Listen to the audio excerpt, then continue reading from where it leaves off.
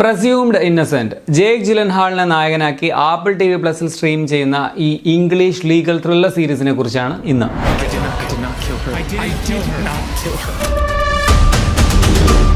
Rusty സാബിച്ച് എന്ന ഒരു അഡ്വക്കേറ്റിന്റെ കഥയാണിത്. അദ്ദേഹത്തിന്റെ സഹപ്രവർത്തകയായ കാരലിൻ അതിക്രൂരമായിട്ട് കൊല്ലപ്പെടുമ്പോൾ കൊലപാതക കുറ്റം അദ്ദേഹത്തിന്റെ ചുമലിൽ വരുന്നു. പുള്ളിയാണോ കൊന്നത് എങ്കിൽ എന്തിനു കൊന്നു, അതോ വേറെ ആരെങ്കിലും ആണോ കൊലയാളി? ഇതൊക്കെയാണ് ഈ സീരീസ് സംസാരിക്കുന്നത്. ജേക്ക് ജിലൻഹാൾ അഭിനയിച്ച ത്രില്ലർ വെബ് സീരീസ് എന്ന ഒറ്റ അട്രാക്ഷൻ കൊണ്ടാണ് ഞാൻ ഈ സീരീസ് കാണാനിരുന്നത്. ആക്ച്വലി ഓരോ ആഴ്ചയും ഓരോ എപ്പിസോഡ് വെച്ചാണ് റിലീസ് ആകുന്നത്. അതുകൊണ്ട് തന്നെ കഴിഞ്ഞ ഒരു മാസം മേലെയായിട്ട് ഞാൻ ഈ സീരീസ് കണ്ടുകൊണ്ടിരിക്കുകയായിരുന്നു. ഡേവിഡ് കെല്ലിയാണ് ഈ സീരീസിന്റെ സംവിധായകൻ. 1987 പ്രസിദ്ധീകരിച്ച ഇതേ പേരിലുള്ള നോവലിന്റെ ദൃശ്യാവിഷ്കാരമാണിത്.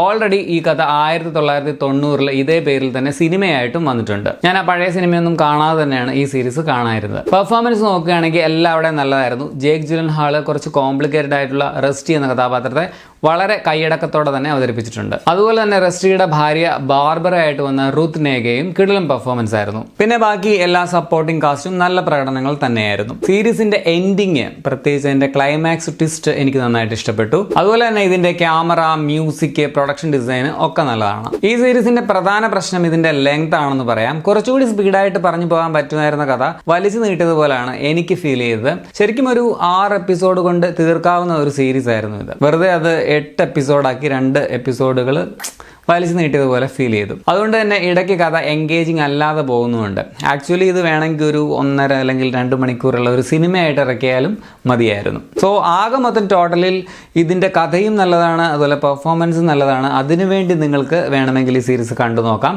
പക്ഷേ ഇടയ്ക്ക് കുറച്ച് നിങ്ങളെ മുഷിപ്പിക്കും. എന്തായാലും എനിക്കിതൊരു ആവറേജ് അനുഭവം മാത്രമായിരുന്നു. പിന്നെ ഇത് ഒരു 18+ സീരീസ് ആണ് കേട്ടോ. കുറേ ന്യൂഡിറ്റി, സെക്സ് സീൻസ് ഒക്കെ ഈ സീരീസിലുണ്ട്.